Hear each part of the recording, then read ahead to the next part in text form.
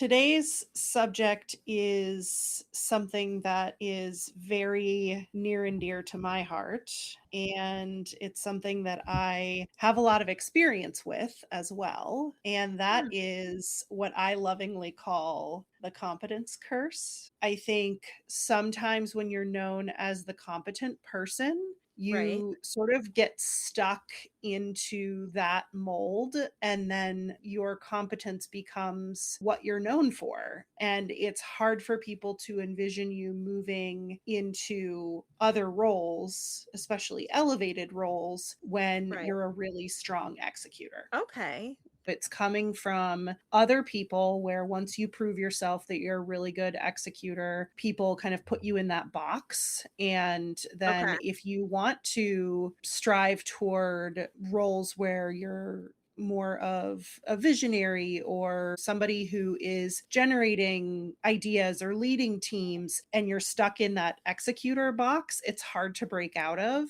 in other people's minds on the team. But then we also do it to ourselves. There's this really, really deep need to prove your value. And Right.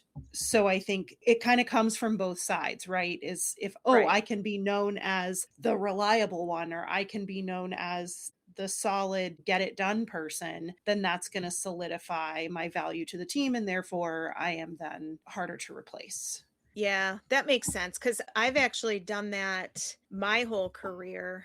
I'm going to go way the heck back to my first job. I worked at an amusement park here, the hometown that I grew up in. If something needed to be done, I would always be the person to say, fine, I'll just do it. And it used to get rewarded, right? Especially when you're Sure. earlier in your life, in your family, when you're growing up, or with friends, or even maybe you're volunteering in your kiddos' PTO group or something, but it gets rewarded and people like that. But then, especially when you become a leader, for me, I found that then nobody reporting to me would get the chance to grow. So I would say I Hmm. overcame it. I mean, you would know better than me because you literally reported to me for several years Hmm. before we started our own venture. But that is something that can really happen easily, I would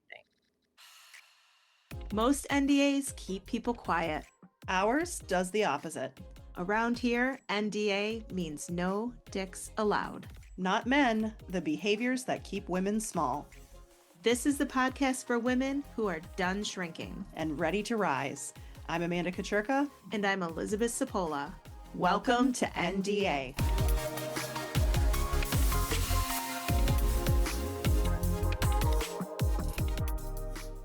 As always, it's important to look at the origins of this behavior and where it comes from. So, as we've talked many times before, the behaviors that we are rewarded for growing up early in life, being responsible, being dependable, being helpful, making life easier for everyone else, of course, those traits certainly have value, but there are a lot of organizations that take it to a more extreme level where leaders love employees who never complain, always deliver, solve problems independently, don't create additional work, rescue struggling projects. And so they create an environment where those employees become indispensable. And that feels like success because things are getting done, right? The work is getting done. It's getting done at a high quality. But I think that does put them in a situation where they're rewarding the execution more consistently than thinking strategically. When you're looking at leaders who are trying to create good teams, as far as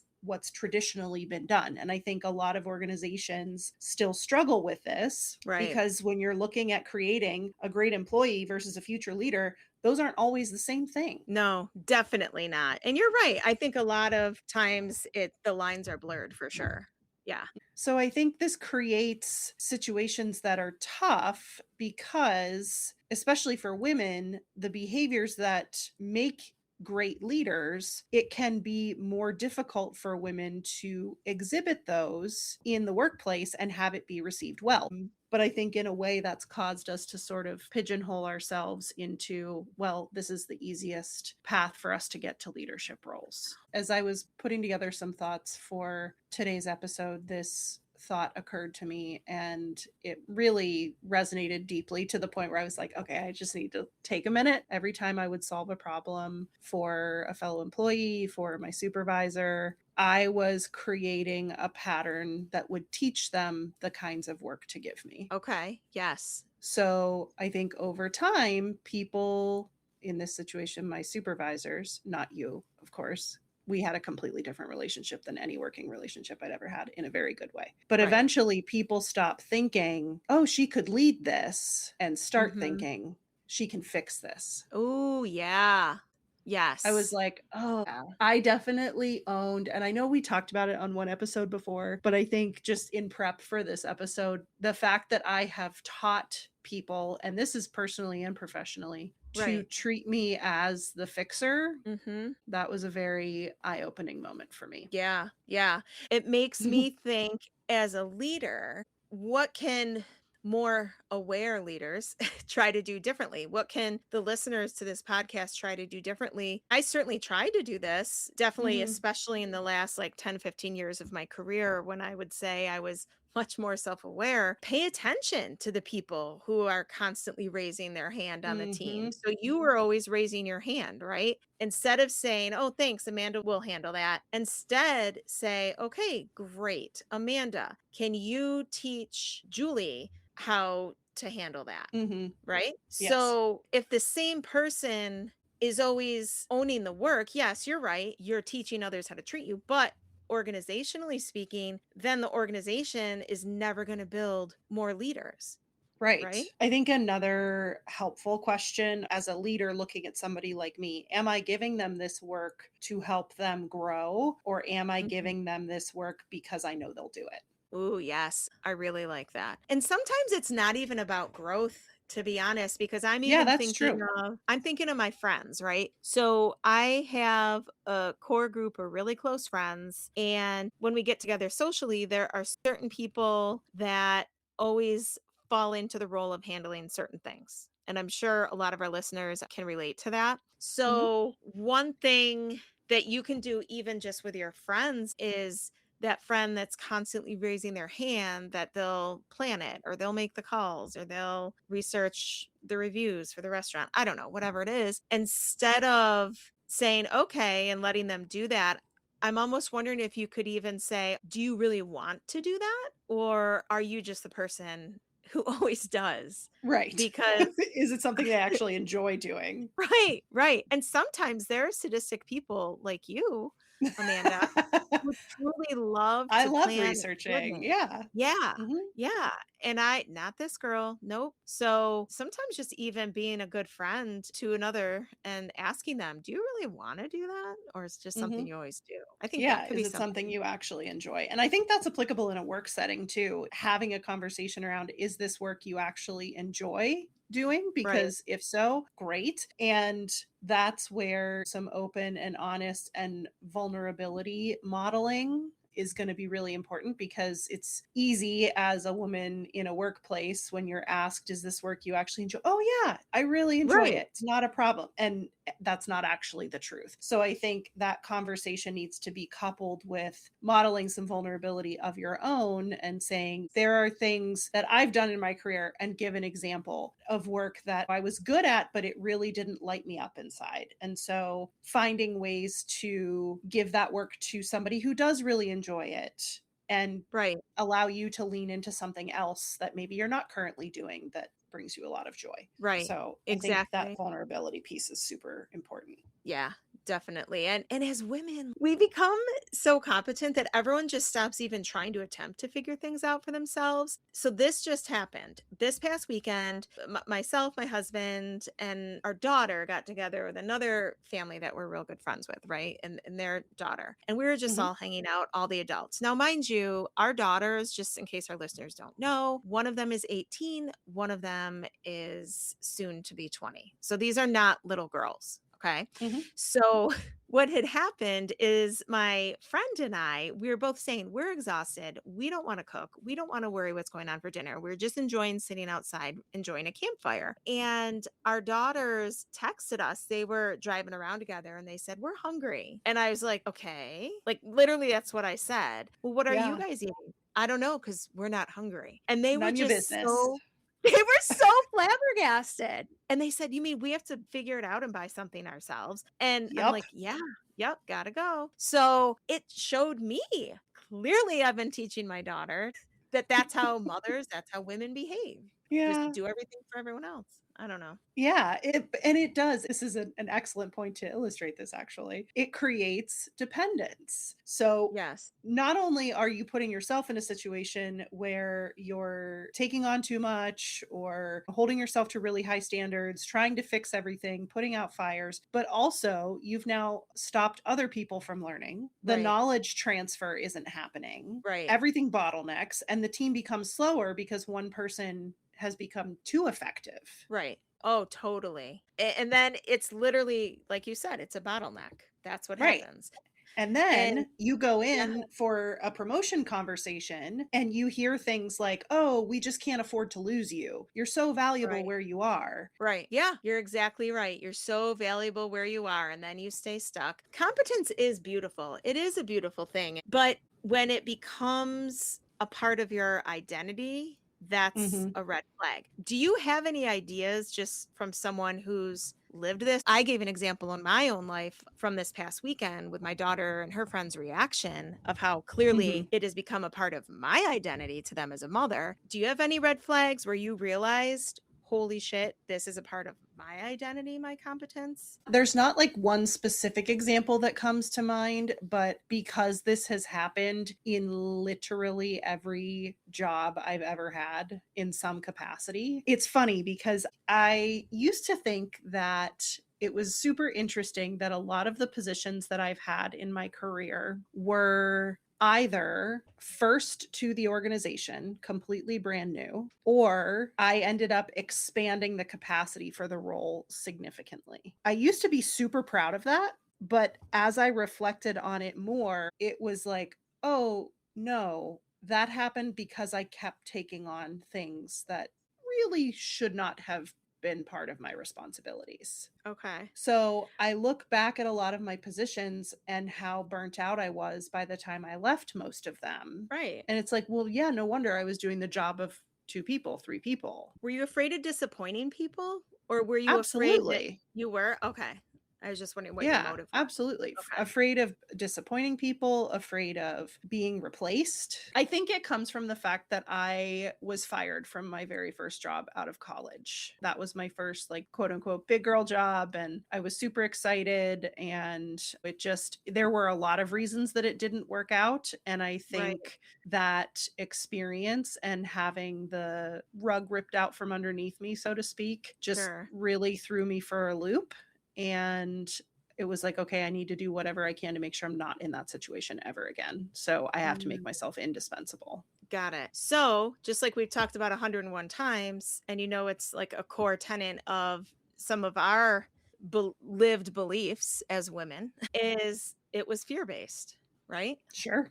Yep. Yeah. Absolutely. So, like, your competence or the way you were behaving to be so competent, that wasn't the problem. But when we allow ourselves to get curious about it, then we can pay attention because that's information, that's data, and we can get Mhm. curious about it. And curiosity, that's different than something you used the word earlier to be proud of or impressed with yourself by. But Mhm. ask yourself, what need am I trying to meet? Because Yeah. anyone's behavior always has a reason. I would encourage our listeners, get curious not only with yourselves, but get curious with your daughters or with your friends or with your employees, whatever category we're talking about, because there's always something else going on underneath it. And soon as you allow yourself to ask what that is and get curious about the need you're trying to meet, that's what leads you to making choices that come from a self-aware, grounded place instead of out of fear.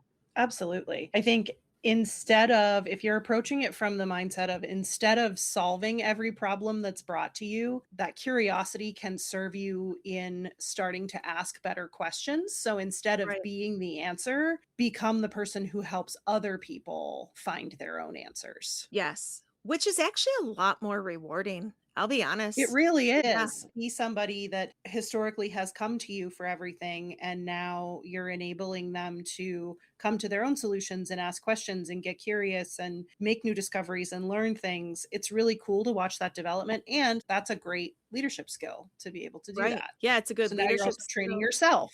If you're a manager or leader, it's good for your employees to see you behave that way. It's the vast majority of listeners of our podcast are women, women who care about helping other women rise. And Mhm. so if that's you and you're listening to today's episode, when you do that, it also is teaching the other women around you how to behave. And as mothers, like I said, you're teaching your daughter.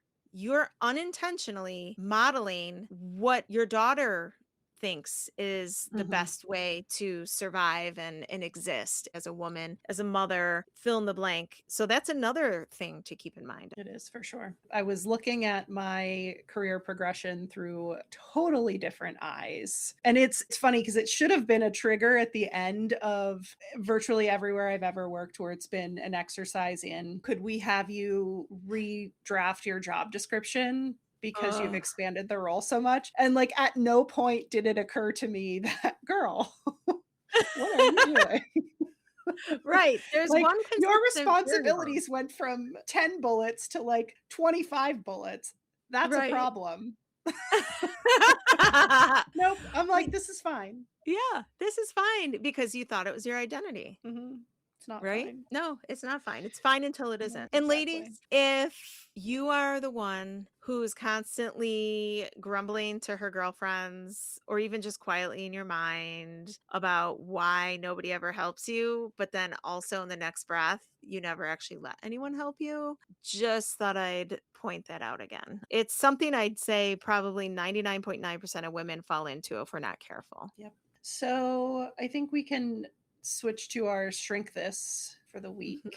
I actually have one to share from a listener. Oh, let's hear it. I love those. We received a message to our Instagram profile from Nicole. Thank you so much. Shout out to Nicole. Thank you for listening. Hi, I just started listening. I'm maybe 4 episodes in. I love your podcast. I wanted to tell you that when Amanda said in episode 1 how she was shrinking herself by saying, I'm just an intern, I related so much. I started out as a registration clerk 15 years ago at the health system I work at and pretty quickly moved up the ranks to become a subject matter expert, and we'd be pulled into meetings to share my input. Back then, I'd feel like I didn't belong at those meetings and would say, I'm just a registration clerk, even though my opinions were important enough to get me a seat at that table. Fast forward 15 years, I'm a department director with several supervisors under me and close to 80 staff. And just a few days ago, I was with one of the supervisors helping them interview new staff. And even then, as her boss and this person's potential future boss, I introduced myself as just the director. Even with 15 years of Yes. experience, I'm Love it. diminishing my own position. But she Anyway, got I'm it. not, she did. She said, anyway, I'm not going to do that anymore. I earned that title and deserve that title and deserve my presence in those rooms and at those tables. And I'm not going to shrink myself by adding just in front of my title anymore.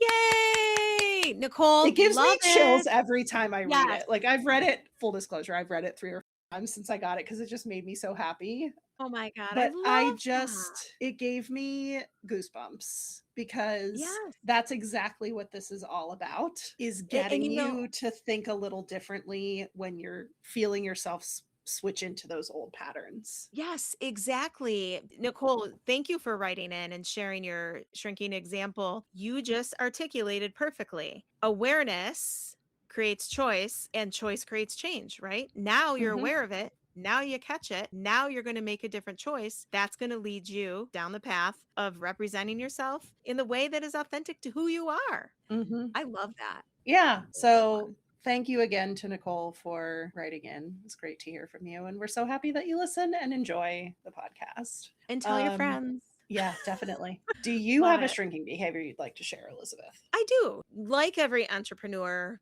who's building a business, as you and I are outside of this podcast, there are things that I mean, it's no secret. I'm really desperately excited to happen. I keep catching myself trying to force the timeline that I think everything needs to be up to par with. And Mm. you know this, Amanda, the timelines that I have are completely unrealistic. I mean, they are. Always, for all things. I'm also time blind too, right? Time Or time optimistic. optimistic. So I, this week, caught myself trying to force a timeline for something that in my own brain I wanted to happen a certain kind of way. And I caught myself doing the usual things I do to try to impose this crazy timeline. I was thinking about it more, researching, planning, just trying to do more because somewhere in my brain, I have this belief that is so tough for me to shake that if I push harder, life will cooperate faster. And then twice, Yeah. that's right, twice today, two things that I've been trying to force literally just simply work themselves out without me. Yeah. And it's another very necessary reminder for people who are stubborn learners like me who have to learn everything the hard way that intensity, it's not the same thing as influence. So Mm. if I can just somehow remember to put my foot on the brake a little bit more, Mhm. and that can be the fastest way forward. But for me, has always felt productive. And this goes back to my earlier upbringing. I learned that trusting people doesn't usually work out for you. Mhm. So it's just reteaching myself and learning how to trust the process. So I would say that's my example. Yeah. It's real hard when you're building a business to trust the process. It is. Does it ever get easier? I'd love to hear from any of our listeners who are Uh, way further ahead than us as entrepreneurs. Does it get easier to trust the process? I don't know. It truly, it's something that I struggle with too. And I think it's that constant, and us, I think, having very driving personalities Right. doesn't help because we always are going to want this to grow faster than it would ever be realistic to expect. But that doesn't mean I'm going to stop doing it. Right, I know. But if we can just slow down a little bit Got more, to and pump the brake. it makes me think of another coaching client of mine who she has a pretty driving temperament as well. And in her case, she's in a leadership role. And Mhm. so, as you and I can both relate, Amanda, nothing ever goes as quickly as she would prefer. So I always like to offer up and introduce different tools, but very practical tools. All of us have heard of the acronym STFU, right? And that Mhm. stands for shut the I'm trying not to swear as much. So shut the bleep up. So I'm like, okay, here's the tool. You're going to write this acronym on sticky notes, put it everywhere, but your acronym is STFD, slow the beep down. So that is, she's like, oh my God, it worked. Everything. I'm like, STFD, STFD. And she couldn't believe like how her team was responding differently and actually moving faster to Yeah. do what It's she wanted. the point that you made just a second ago about tapping the brakes in order to move forward. Yeah. I know. I That I should know. write that on a Post-it note and stick it in front of me so I see it all the time. Because as soon as you said that, I was like, "Yeah, yep, that's good advice." Mhm. Love it. Yeah. So thank you again to Nicole for sharing her shrinking behavior and being willing to have us share it on the episode today. If you have shrinking behavior that you would like to share, or if you have a question about shrinking behavior, please reach out to us on Instagram. We are at NDA_pod. Always happy to hear from you. And again, just continue building this platform where we can learn and grow together. So, some closing thoughts for today's podcast. I think so many women reach plateaus in their careers because they keep demonstrating the skills that got them where they are instead of demonstrating the skills required for where they want to go. And they're not completely the sole guilty party for that. I think it's encouraged in a lot of environments as well. Being dependable is valuable, being Right. competent is valuable. But if every opportunity reinforces the same reputation, don't be surprised when people keep giving you the same role. Right. I love it. And then also kind of building upon that for our listeners, if you care truly about helping yourself and other women of all ages to rise, think about what can we do to change this? And think about what you're rewarding. So Mhm. whether you're a mother, a friend, a leader, or even just what you're rewarding within yourself, within your own mind, praise curiosity, praise boundaries, praise Mhm. leadership, and praise independent thinking not helpfulness.